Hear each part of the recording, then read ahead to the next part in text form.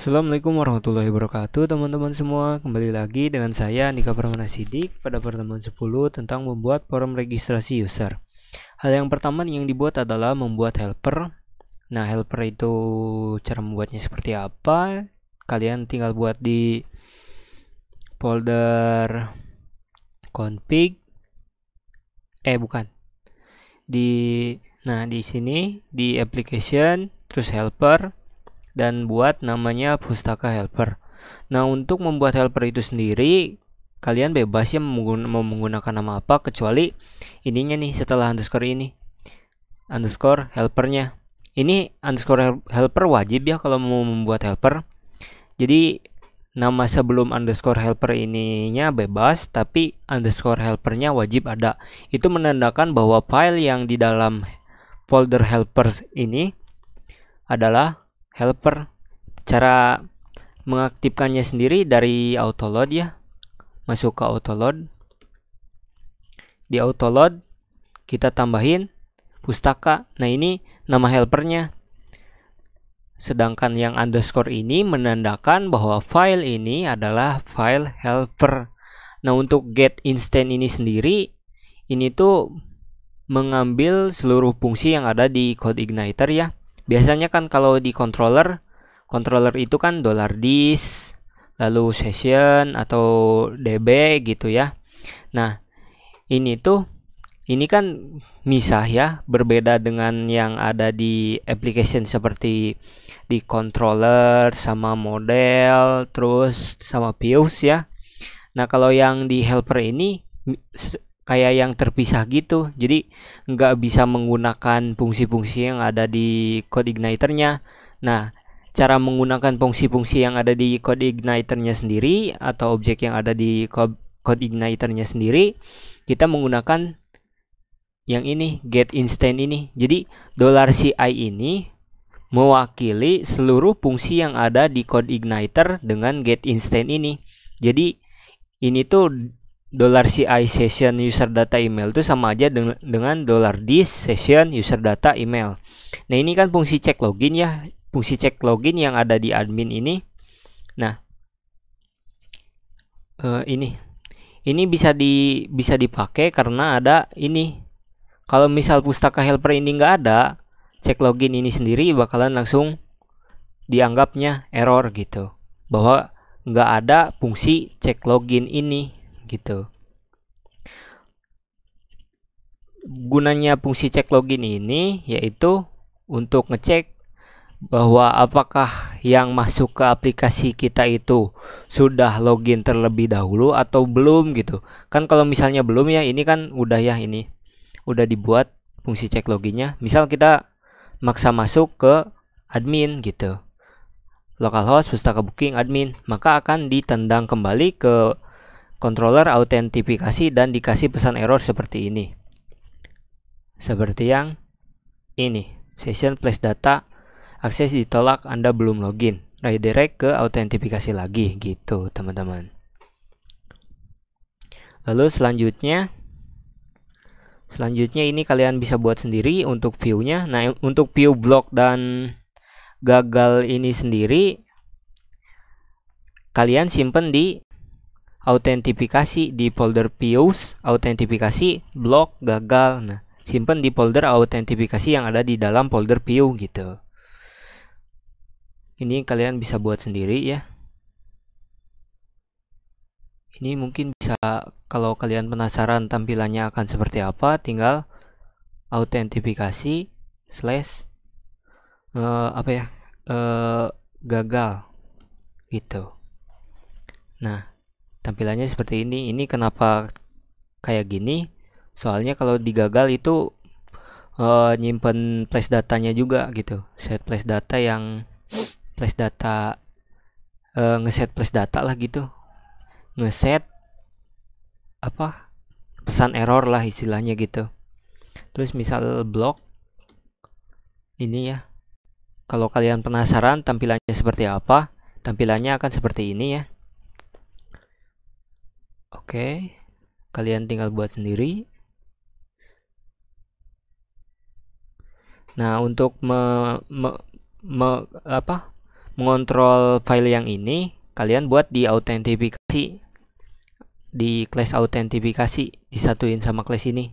Jadi metode untuk mengontrol ini tuh namanya block sama gagal, seperti yang saya akses di sini.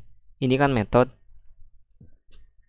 Di bawah juga saya sudah buat untuk ngeload si view gagal sama bloknya gitu. Lalu membuat form registrasi ya. Membuat form registrasi seperti tampilannya akan menjadi seperti ini. Ya. Nah, di metode registrasi itu sendiri ada hal yang baru ya. Ada rules yang baru istilahnya. Nah, rules yang baru itu sendiri yaitu ini, isUnit. Fungsi dari isUnit itu sendiri gunanya untuk ngecek apakah email yang kita daftar itu sudah terdaftar di database yang pustaka booking ini ataukah belum gitu. Misal di sini saya mempunyai ya, udah punya gitu email dengan andika@gmail.com. Terus misal saya mau daftar akun lagi dengan email yang sama, misal andika@gmail.com 1234, misal passwordnya 1234, maka enter. Nah, maka akan muncul pesan error seperti ini, email sudah terdaftar gitu. Kalau misal pakai yang lain gitu, misal b@gmail.com 1234 1234, maka terdaftar. Nah, selamat, akun atau member Anda sudah dibuat, silahkan aktifasi akun Anda gitu teman-teman. Itu fungsinya dari isUnit gitu. Nah, terus nambah lagi ini matches nih, rules matches atau gimana bacanya ya, gitulah intinya. Misal kita daftar ya, misal asal gitu, terus ininya misal yang ada aja lah, misal biar gagal gitu kan, udah daftar tadi.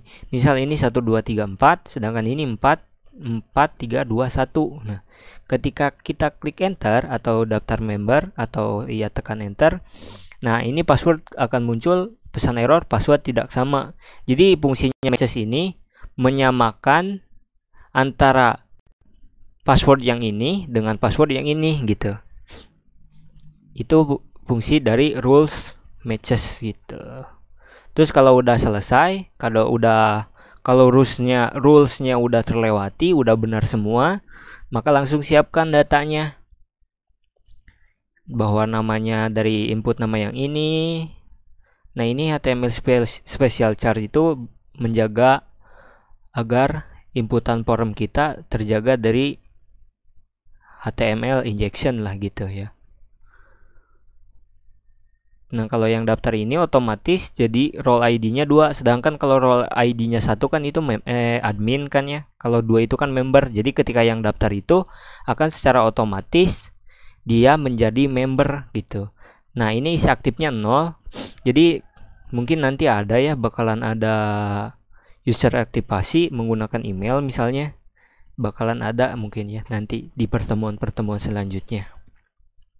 Nah, untuk tanggal input sendiri, ini tanggal inputnya berdasarkan ketika kita menjadi membernya. Ini adalah fungsi time dari bawaan PHP-nya ya. Lalu kalau datanya udah disiapkan, lalu kita jalankan model user, yaitu bentar ini save dulu, model user. Nah, ini yang simpan data ini. Jadi this db insert, masukin insert into user, terus value-nya yang ini, array yang ini gitu teman-teman. Ini tuh nama field di database-nya ya. Nah, nama ininya. Jadi nama ini tuh harus sama dengan nama field yang ada yang ada di database-nya gitu teman-teman. Kalau ID nggak usah lah, kan soalnya ini ID diaturnya jadi auto increment gitu. Nah, kalau udah disimpan lalu buat pesan bahwa si akunnya udah dibuat gitu. Terus balikin lagi ke autentifikasi. Ini kenapa ada muncul pesan kayak tadi? yang ada di sini tadi seperti yang saya buat tadi itu adanya di mana bentar, indeks autentifikasi login, bukan indeks, login autentifikasi. Nah yang ini kan kalau di controller set place data ya, kalau di view-nya place data. Place data yang mana? Place data yang pesan gitu teman-teman. Jadi autentifikasi di session set place data pesan ini tuh nama place datanya ya, atau nama pesan singkatnya gitu. Nah ini nampilin pesan singkatnya gitu teman-teman. Terus selanjutnya ini udah dibahas. Ini juga kalau kalian belum buat ya, tapi kalau kalian ngikuti contoh-contoh modul yang sebelumnya pasti udah buat lah ya. Nah terus membuat halaman my profile dan ubah profile. Halaman my profile itu nantilah. Terus di sini kita bahas dulu yaitu controller user atau method user, class user. Nah seperti biasa ini wajib ya di tiap-tiap controller harusnya. Kecuali controller autentifikasi nggak perlu ini. Ini hanya ada di controller ketika loginnya berhasil gitu teman-teman. Nah ini kalau yang ini nih, ini gunanya apa? Ini gunanya itu menyimpan seluruh data user yang masuk ke dalam aplikasi kita. Bukan seluruh. Iya sih seluruh. Tapi hanya satu baris aja, hanya satu akun aja gitu.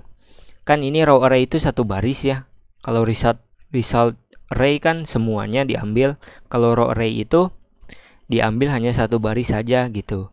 Nah kita lihat ini tuh jadi kan kita login masuk ke aplikasi Pustaka Bookingnya. Nah si data user ini sendiri menyimpan seluruh data user yang masuk ke aplikasi kita. Data user itu yang mana? Data user yang ada di database kita, seperti ID-nya berapa, namanya berapa, emailnya apa namanya apa, emailnya apa, terus passwordnya apa, role ID-nya apa, is aktifnya berapa, tanggal inputnya berapa gitu teman-teman. Itu fungsinya dari $data index user ini. Jadi nanti kalau misal kita pardam ini pardam $data data user gitu. Lalu kita matikan programnya. Kalau kita masuk misal dika@gmail.com, terus passwordnya 1234, masuk. Ini saya dari mana? Ini dari sini ya. Kalau kalian misal ketika masuk ada pesan, bentar, kita login terlebih dahulu. Autentifikasi logout. Ini saya buat sendiri ya untuk logoutnya itu. Nah kalau misalnya kalian hasil mau masuk dengan akun yang habis didaftar di member tadi, mungkin akan muncul seperti misal ini pakai yang a@gmail.com, passwordnya tetap 1234, akan muncul seperti ini. Nah user belum diaktifasi. Kenapa? Karena ada di is aktifnya ini sendiri, is aktifnya. Jadi kalau is aktifnya 0, si user ini belum aktif gitu. Kan nanti mungkin bakalan ada sistem user aktivasi berdasarkan email kan gitu. Jadi nggak akan itu. Kalau is aktifnya masih 0 nggak akan bisa masuk lah istilahnya gitu. Sedangkan kan ini is aktifnya yang atas, yang email andika@gmail.com dengan dika@gmail.com itu is aktifnya 1. Ini saya menggunakan aplikasi SQLiog ya, biar enak. Kalau pakai PHP MyAdmin saya agak ngeload. Jadi pakai yang ini aja, pakai SQLiog biar agak lancar gitu. Nah, kita coba masuk dengan dika@gmail.com 1234. Nah, data index user itu isinya ini. Jadi menyimpan seluruh data yang ada di database dengan email yang ini. Kan ini user data itu kan disimpan ketika loginnya berhasil di private login ini nih, di private fungsi login. Nah, mana set user data. Nah, ini kalau set user data itu jangka panjang lah ya istilahnya, session jangka panjang ketika login lah gitu istilahnya. Kan ini di set. Nah, terus di user diambil select bintang from user, di mana email sama dengan di session user data email, di mana email sama dengan dika@gmail.com. Nah, ini semua data dengan email dika@gmail.com itu sendiri gitu teman-teman. Lalu di anggota juga sama. Nah, untuk anggota ini sendiri, misal kita cek ya, sama ya ini this db get user. Terus bedanya kita lihat ya, ini row array, dan yang di anggota itu result array. Salah, user /anggota gitu. Nah, kalau result array ininya ada, jadi ada array di dalam array ini tuh. Ini kan array, terus ini ada array lagi gitu teman-teman. Terus misal kita masuk ke ubah profile, kan ini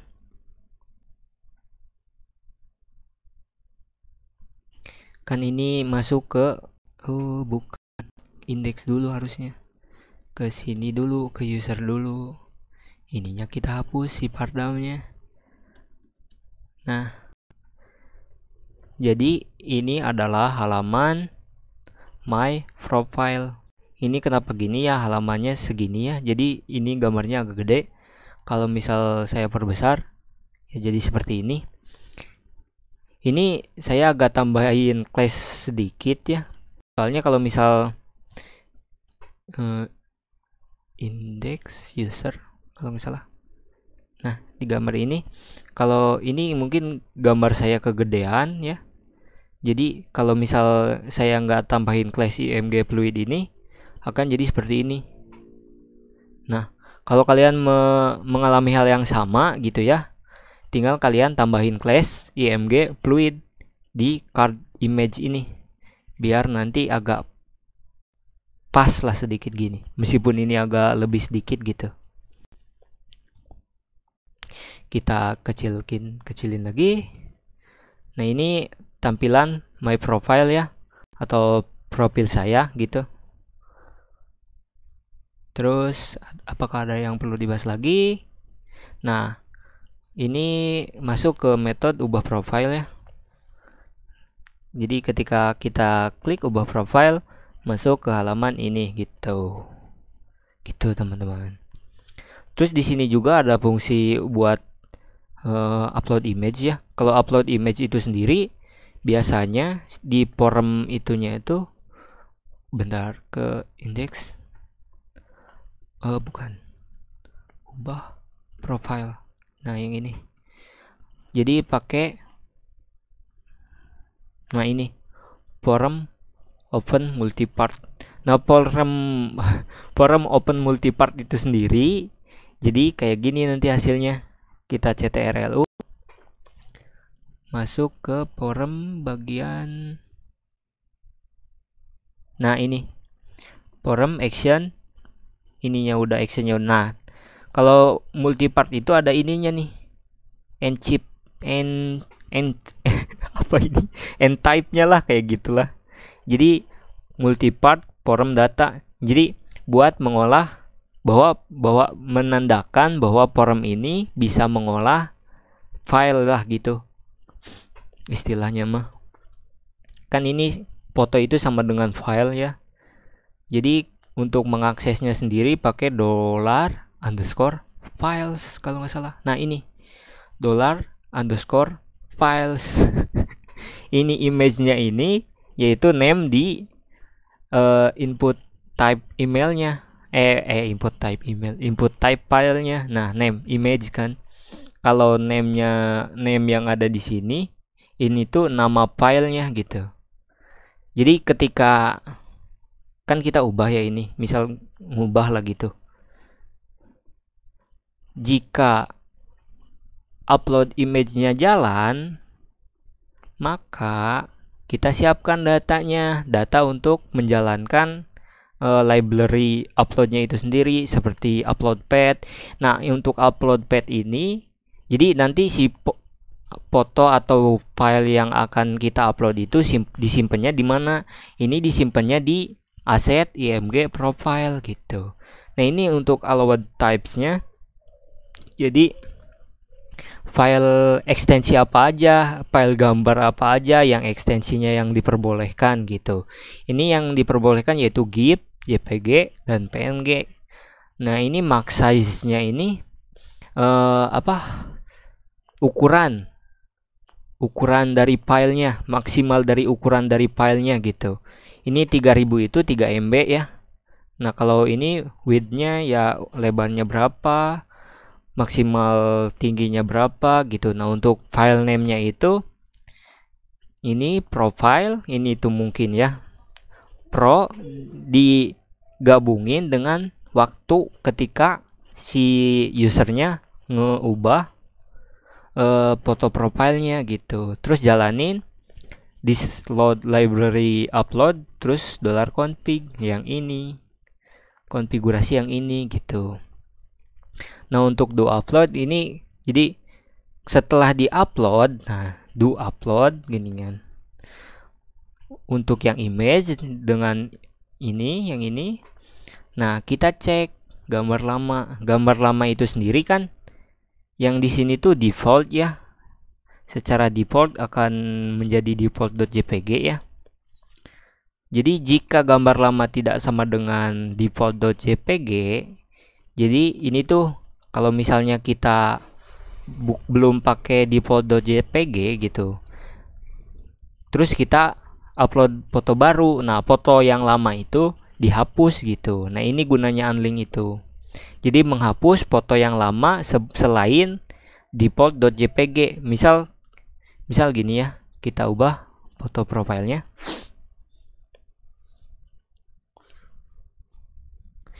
Kita ubah menjadi ini ya, si Sinon ini dari Sword Art Online. Terus kita edit.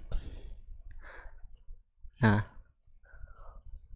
fotonya kan keubah nih dan masukkan ke sini. Nah, ini. Terus kita misal ubah profile lagi. Kita ubah ke si, misal kita di sini pakai foto Mikasa ya. Terus kita edit. Nah, kan keubah.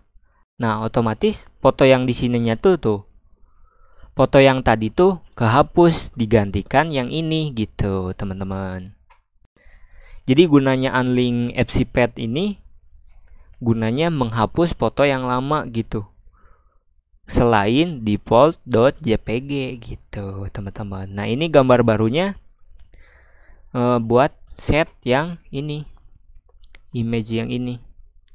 Jadi yang di database juga ini kan asalnya default nih. Kalau kita refresh, nah jadi ini tuh.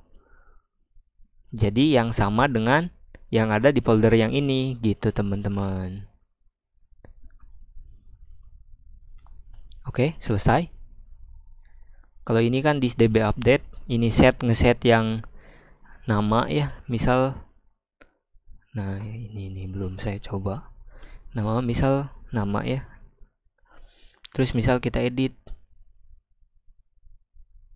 Nah, jadi tetap tuh, meskipun kita nggak upload si image yang ini, kita nggak ubah yang ini, nah bisa tetap dirubah gitu.